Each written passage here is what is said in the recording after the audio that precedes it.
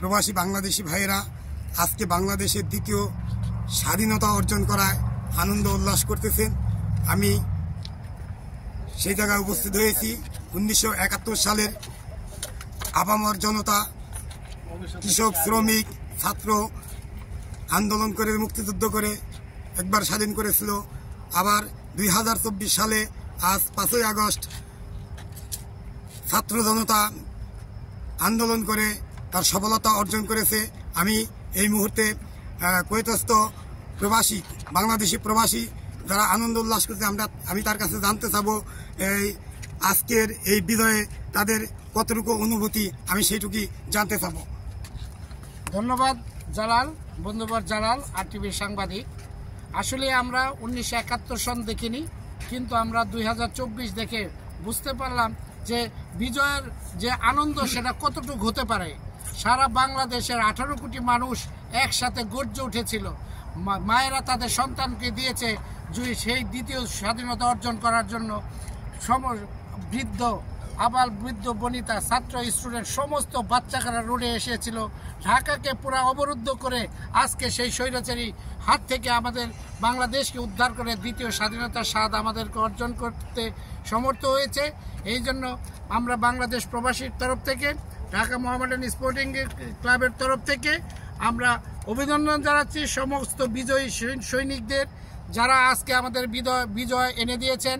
এবং আমরা বাংলাদেশের যারা কুয়েত প্রবাসী আছে তাদের তরফ থেকে যারা শহীদ হয়েছেন, সেই সব শহীদদের আত্মত্যাগের মাধ্যমে যারা আজকে স্বাধীনতা নতুন করে পেলাম, তারা যেন আল্লাহ যেন তাদেরকে জান্নাতের উচ্চ মর্যাদা দান করেন এবং তাদের পরিবারকে যেন বাংলাদেশ সরকার যেন উপযুক্ত তাদেরকে ক্ষতিপূরণ দিয়ে, অবশ্যই এই ক্ষতিপূরণ কখনো শুধরানো সম্ভব নয়, কিন্তু ইতিহাসের পাতায় যেন তাদের নাম সংরক্ষণ করে লেখা থাকে, তাদের ফ্যামিলিকে যেন ক্ষতিপূরণ দিয়ে অন্তত একটা মোটামুটি একটা ব্যবস্থা করে দিয়ে থাকেন।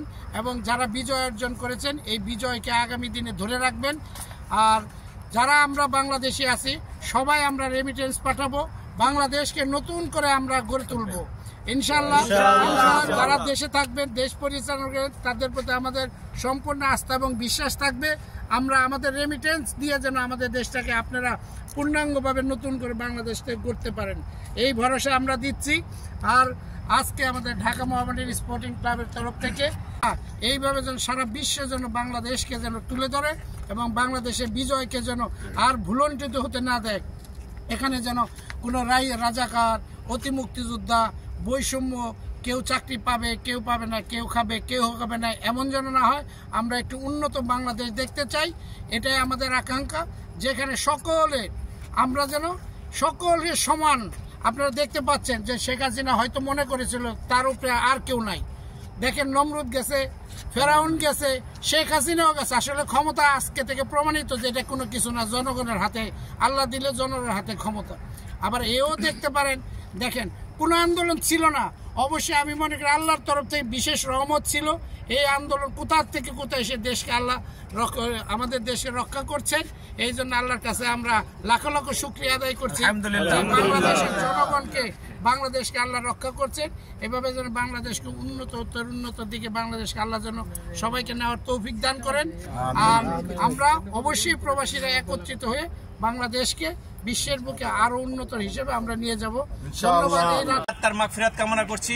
আল্লাহ তাদের শহীদ হিসেবে কবুল করে নিয়ে তাদেরকে জান্নাতুল ফেরদৌস দান করুক।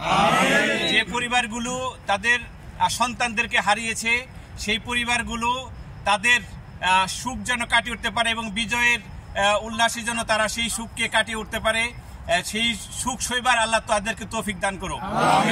আমরা চিরদিন গর্ব করে বলতে পারবো যে তাদের রক্তের বিনিময়ে আমরা স্বাধীনতা পেয়েছি এবং এই স্বৈরাচারের হাত থেকে আমরা বাংলাদেশকে এই 5ই আগস্ট 2024 আমরা আবার নতুন করে স্বাধীনতা পেলাম। আমরা বিজয়ের শুভেচ্ছা জানাচ্ছি এবং বাংলাদেশ দীর্ঘজীবী হোক এবং বাংলাদেশের মানুষ ভালো থাকুক, আমার দেশ ভালো থাকুক, হত্যা রাজধানী সবকিছু বন্ধ হোক এবং আমরা যেন প্রবাস থেকেও শান্তিতে থাকতে পারি, আমাদের পরিবারগুলো ভালো থাকুক, এই আশা ব্যক্ত করছি। ধন্যবাদ সবাই। বিজয়ের শুভেচ্ছা সবাইকে।